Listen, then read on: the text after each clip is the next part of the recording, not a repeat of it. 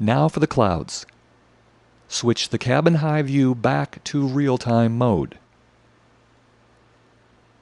Open the pop-up menu and select View, New Planimetric Camera. Go to the Scene at a Glance and double-click the empty Cloud Models category to add a new component and open its editor. Rename it Nimbus Flat and leave the base elevation at 5,000 meters. Select Set Bounds in a View, and WCS will tell you that the next 2 points clicked will become the cloud model bounds.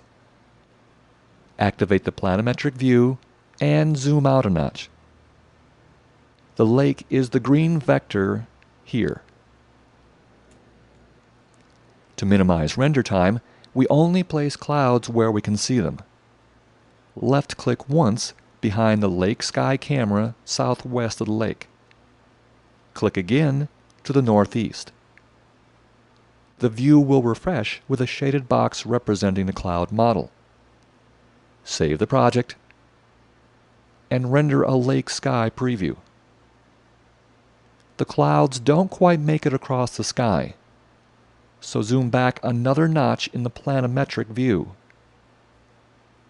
Set bounds in a view again and create a larger cloud model area. Save the project and render a preview.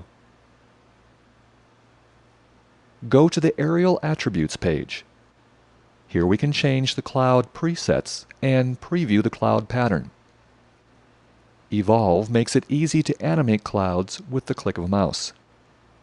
Shading controls how dark the underside of the clouds get.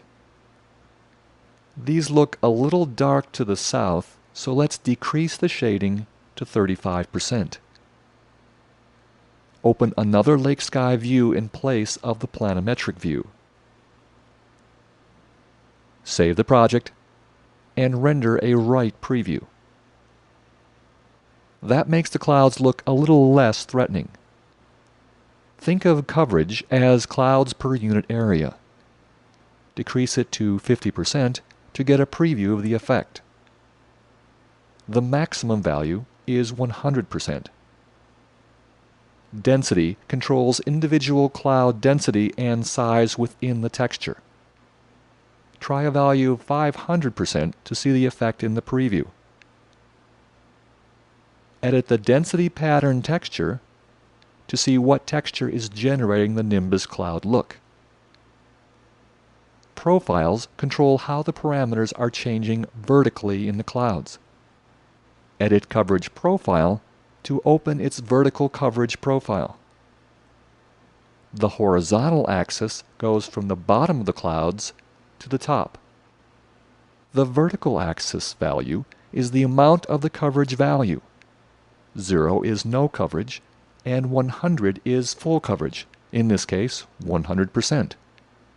Close out the profile. The Shadows page is where we control the casting of shadows by clouds. Receiving of shadows by terrain and foliage is controlled by Shadow Components.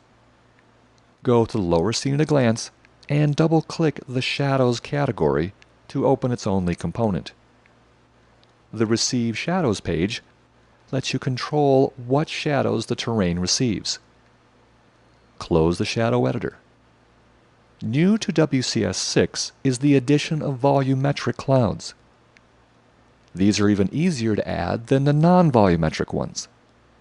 Go to the General page and disable the Nimbus Flat Cloud Model. Add a new default cloud model. Name it Nimbus 3D. Go to the Vertical Profile page and select Volumetric. Open the YNP atmosphere from the Scene at a Glance and drag it to the lower right cell. Select the 25x speed boost for fastest rendering. This is great for previewing cloud changes. Save the project and render a preview. For final renders, lower the speed boost settings until you get the cloud quality you want at the best render time price. Go to the Aerial Attributes page and reduce the shading to 25%. Save the project and render a preview. If you were keeping track of render time, you may have noticed that it took less time to render the volumetric clouds at the 25x speed boost setting. Switch it to normal and render the right view. Open the pop-up menu and select Render Options, Terrain, and Terrain to enable terrain again for rendering. Save the project and render a preview.